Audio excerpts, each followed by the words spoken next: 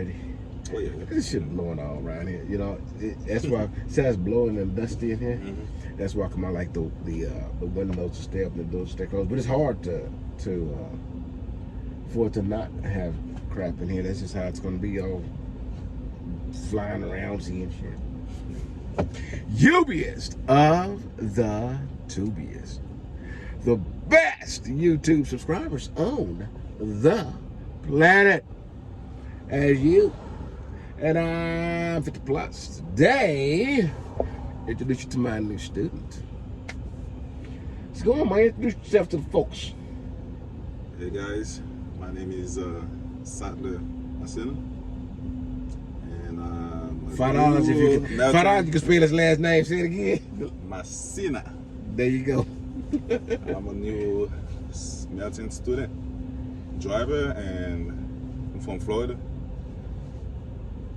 Palm Beach, Florida. So I'm just ready to learn, and I'm lucky enough to be with the best trainer at Melton. And that's true. I can vouch for that. I had 50 students with me at the class. When they heard I was gonna be with 50 plus, they're like, "What?" And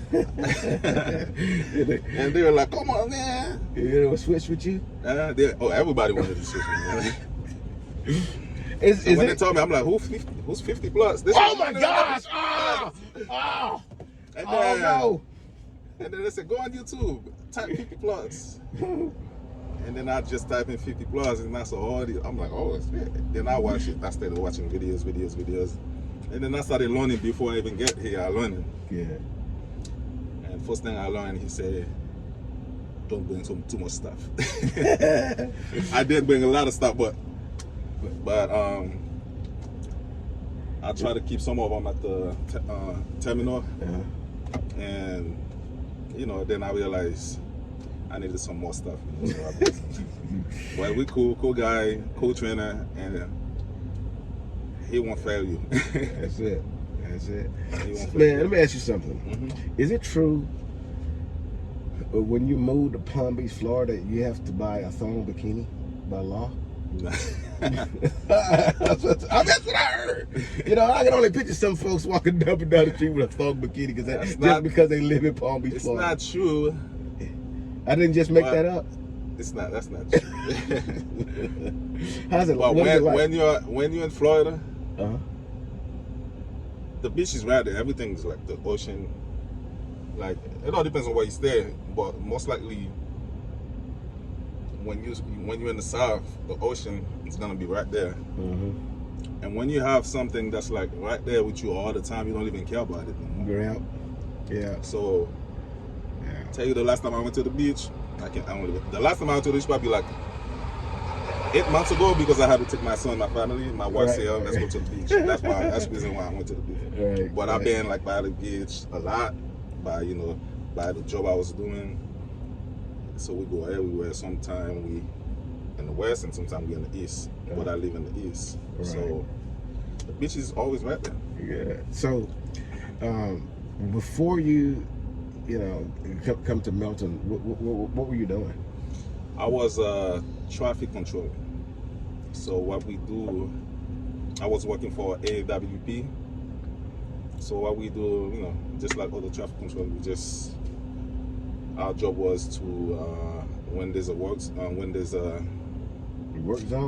going on, we had to make it safe for them. Our job, they'll call and order a team to set up a lane closure or a detour. All we have to do is just get the planogram and then look at the street and everything, how we're gonna set up, and then we just go and put the signs, the cones, and then once we're ready for them, we just tell them, "Hey, we're ready for you."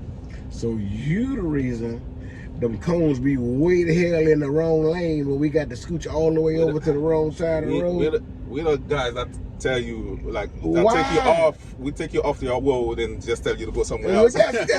You know, we get people pissed off. Yes, all the time. But that's okay, because now you on the other side. And you now get on the other side. And you finna get payback, right? Oh, it's already been paid back because a lot of the highway that we went through. Yeah. Damn, they only leave like just little space for us. Just that's what you did to them. You thought that people do that kind of stuff. Yeah. So now that you on the other side of it, let me ask you. So what is it about? What made you decide truck driving out of all the other industries? You could have chosen. You chose transportation. Why? Number one, it's because my wife. When I met my wife, she changed my life, because you know how sometimes they say every successful man always has like a good woman on the side of him. So my wife is more like a business type of woman. She's always looking to in the future. Me, I was not like a business person. Most men aren't. We just So she said, "This is where we going." When I met her, you know, I wasn't like a bad person or anything like that, like, you know, but my life was more like straight. I wanted, you know, started having a family with her, and then she said, "Hey, this is where we're going, and this is where I want to go. Do you want to go there with me?" Because, and then she's talked to me a lot about business, and she said, "I don't come in the United States to work my whole life. I want to own my own business." She said, and I said, you know. I said, yeah, that's good. And so when she said that, she said, she told me, what do you think about driving trucks? And then you can later on, once you have enough money, you can buy your own trucks, you know, on your own, do your own thing. I'm like, yeah. So, and then she said, on my part, then I'll do my, you know, the things that I'm ready to do. So that's why, that's one of the reasons why. And the second reason, I want to own more money. It has money in it. Yes. You know? Yes. And the truck in this year has money in it. It does. You know. And there's other reasons. There's other reasons why. Right. But you're gonna make some really good money. And you know, your first season, your rookie year, you know, you're gonna do okay.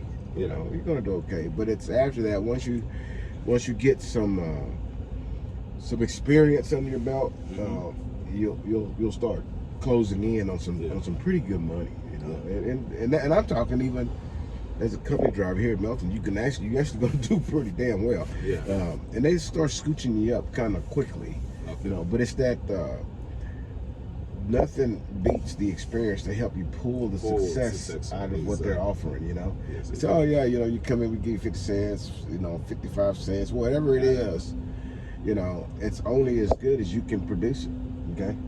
And the more experience you get, the more you're going to be able to produce, and the more money you're going to make, and that just happens over time, but, you know. And also, once I came into Melton, the first day I came in Melton, I realized I'm at a good place. Because they gave you really good training to, you know, prepare you for what, you know, you're getting to. Yeah. And I don't think I would actually be anywhere else but Melton right now, because they gave you really, really good training, and I need these. Yeah, you know, it's not, this company isn't so small where they can't provide for you, and they aren't so big that they forget who you are, and so that's great, you know. As long as it stays like that, we'd be pretty good. So let's move ahead until the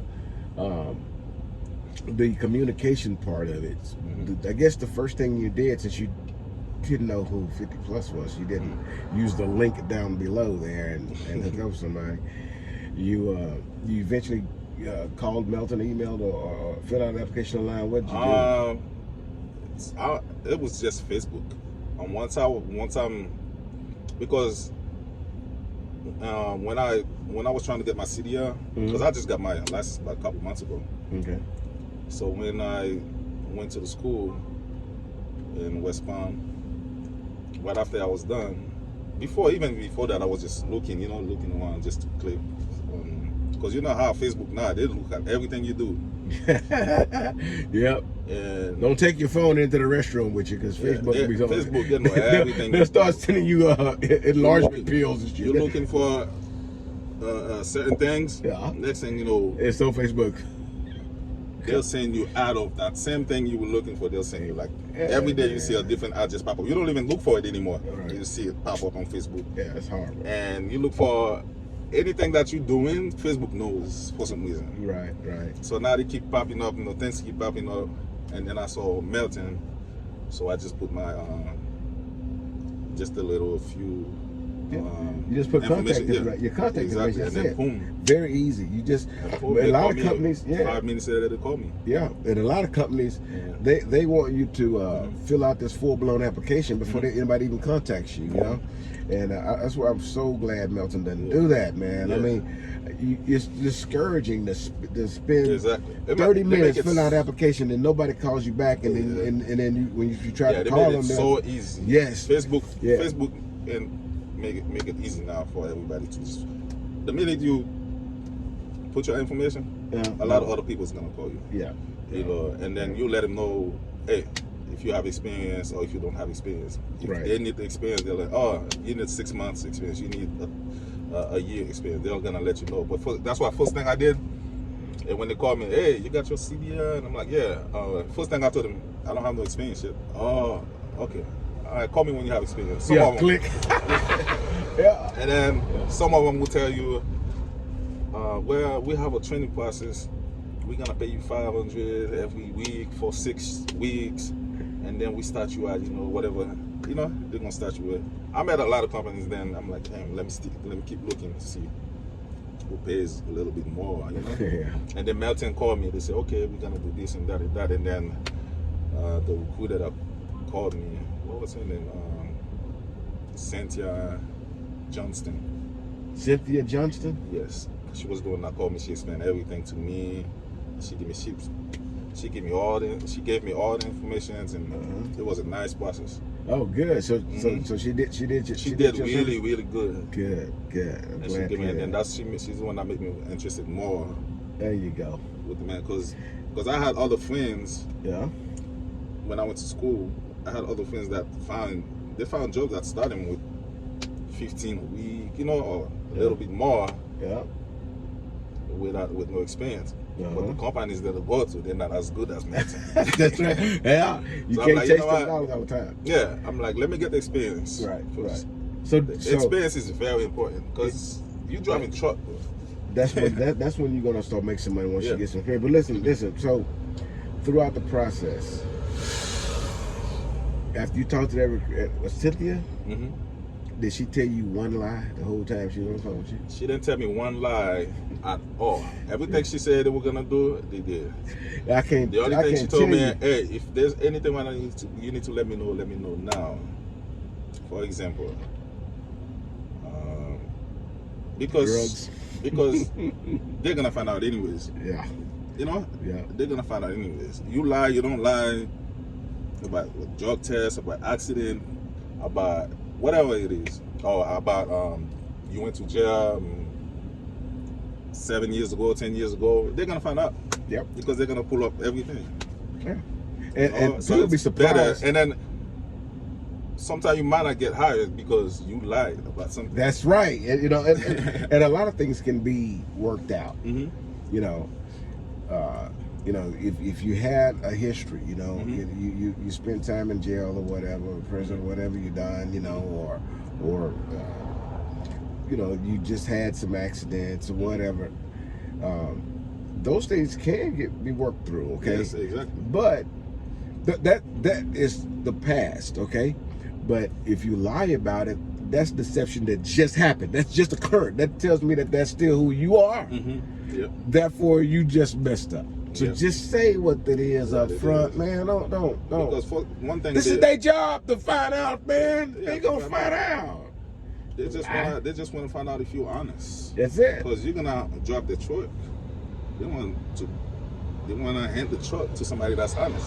What if you went and hit somebody and then you think you're gonna? I mean, they're gonna find out anyways. If you hit somebody. Everything. So they just want you to be honest. So that's so if we go to the process that you're here now, and then you went to the orientation process. Now, here's where the rubber meets the road, and here's where most students start having their issues, you know, and it's the orientation process.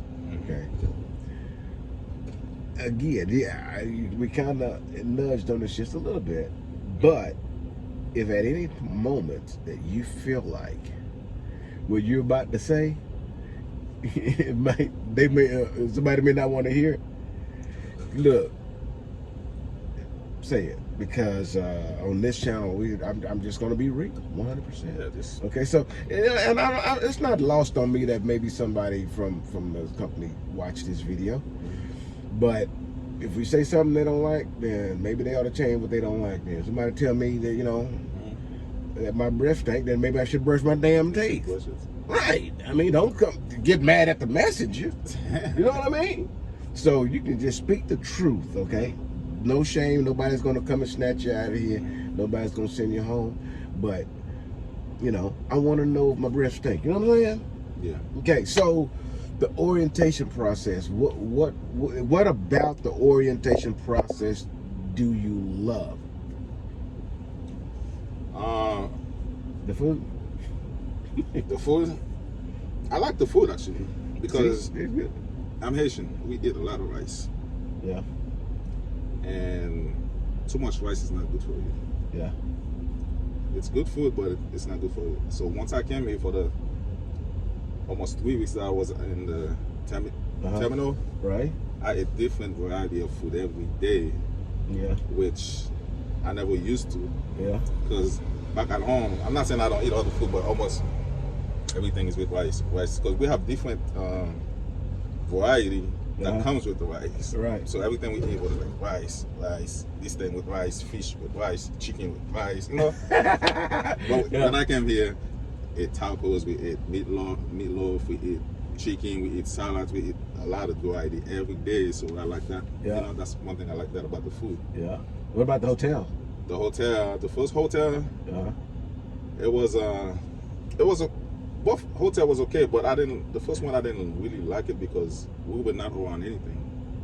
So the second hotel, Hampton Hilton, we had a big plaza right there. Yeah. Everything was, I didn't have to ask for no ride anymore. Anything that I needed was right there. What about the instructors and the training that you got? What do you think about that? The training that I got, I'm a rookie. So every training that I get, it's good for me. Right. Now, after their training, like for example, once I meet you, then I started knowing certain things I can do better than what they taught in the class. Right.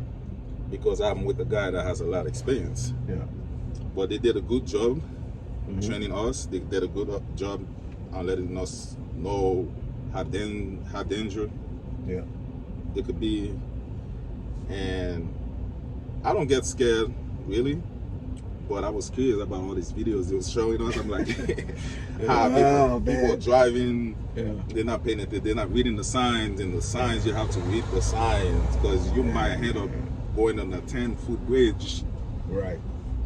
And I seen this show us all these videos. I'm like, God damn. And then every time they show me all these videos. Yeah, every time you see a bridge, every time I see a bridge, I'm like, every time you see a bridge, I'm like, that's why. Here you go, you're almost white knuckling. I'm like, and one thing about, I don't mind driving at night, but I'd rather drive in the daytime because I can tell what the bridge is from almost a mile away, so I can tell, you know. Right. But at night, you have to get closer to the bridge to see, you know. But the signs, what's the best thing? Just gotta read the signs. Right. And they thought that the instructor let us know. Yeah. Gotta read the signs. That's and we talked about this. The only student in the entire time I've been training for this company and the other, the only student that has ever not completed and been successful after completion of training with me was because this person was having a hard time reading the signs. And you know, I won't sign off on you if I feel like you're having trouble acquiring information, period. Because this whole thing is, you have to acquire information. You're gonna get information from the Qualcomm, from GPS, from road signs, and those road signs, man, street signs and danger signs and all this kind of stuff. And I'm telling you, okay, we're at the consignee, or we're at the shipper. Look for the signs that tells us where truck's supposed to go. And I'm looking right at the sign that says, you know, this is not a truck entrance. Yep. And you turn in to go in there, and I'm going, okay, no, there's a big old sign right there, you know. And so the fact that you can't, that's information, and if you can't absorb information, I can't. You're not gonna make it. No, and that's the only one that failed. I wasn't going to take that. Number one thing you got to do with the science. Right. You know, you mentioned that there was the slight differences between the information that or what you're taught when you're in the in orientation, and from what I'm teaching you on the truck, you know, and there's a difference between what the information that you receive in your CDL school, the information you receive during an orientation, and the information you're going to see while you're actually physically being mentored on the truck. The CDL school, they just try to get you a CDL. They just try to get you fast, you know. Yeah. You know, giving you just enough to get that hard license. Okay. Yeah, exactly. All right. When you get to orientation, it is a corporate structure thing, and then what they're teaching you is basically how to do the job in a box, pretty much, and in that box is what they need to protect the company. Okay, so they're gonna tell you, you do it this way, man, and it's almost militant, the military type of thing. It's structured to you know, do it like this. You're going to protect us. This, bam, and if you don't, you know, consequences and fire and brimstone. And the problem with that is you're learning in an atmosphere created in a pressure box. Yes. And it's fear controlled, and if you can't teach outside of just being feared or having something to lose in that sense, then you're a poor teacher. That's where I feel. Okay. You know what I'm saying? So the difference is, when you get on this truck, I don't want any pressure. I don't want any of that. All I want is a good, strong, safe environment for you to be able to learn. And you know, one thing I noticed, pressure make you nervous, and it's not good to be nervous. Yeah, it's not. You can't learn like that. You know, if you holding the wheel and you're so nervous, you're gonna be driving like you're so scared that you're gonna mess up. You're gonna mess up, and you're gonna mess up more because That's right. That's right. You know, and when you have somebody that's teaching you, the person just show you know, cool. Hey, just relax. You know. Got it. Just relax. Just, you know, it's better that way. Yeah. In one setting, it's, if you hit something, Greyhound, we sending you home. Blah blah blah blah, and it just pounds that into you. Okay. In this setting, if you hit something, we both need to go, because I should have been watching you. Exactly. I'm the instructor, just like there and notation or whatever. Those are instructors. You're a student. And I shouldn't put you in a situation where you're gonna hit something. Exactly. You know what I'm saying? And so, are you afraid to back because you might touch something and lose this opportunity? That's not how you teach anybody. That's not how you instruct somebody. Hey, look, I got you. Just do what I show you, you know, and you're not going to touch anything. Okay, I'm sure you're not going to touch anything. You could. When you get done with this process, you're going to get a truck and start your career. That's where we take it. Yep. Okay, and you've been doing just fine. I hadn't had a student hit nothing. You know, I hadn't had a student not, you know, move on and go with the exception of the one that couldn't perform the job. It's different. But the environment in which you learn is a lot to do with whether or not your learning process is successful or not. And that's my opinion, my 2 cents, my rant. However, you've made it through that process and you're here now. I'm gonna ask you one more question before we go. We've been rambling almost 30 minutes, believe it or not. But it's good, and this channel is for entry-level guys going to get into this field, and as much information, positive, truthful information that we can give them, that's what this is about. Okay? So I don't mind the long videos, and they don't once they're getting good information. Okay. Last thing before I let you get out of here, if there was something that you could change from the process of getting in contact with Melton to right now, after you've completed 1 week of mentoring, if there's anything in that process you can change, what would it be?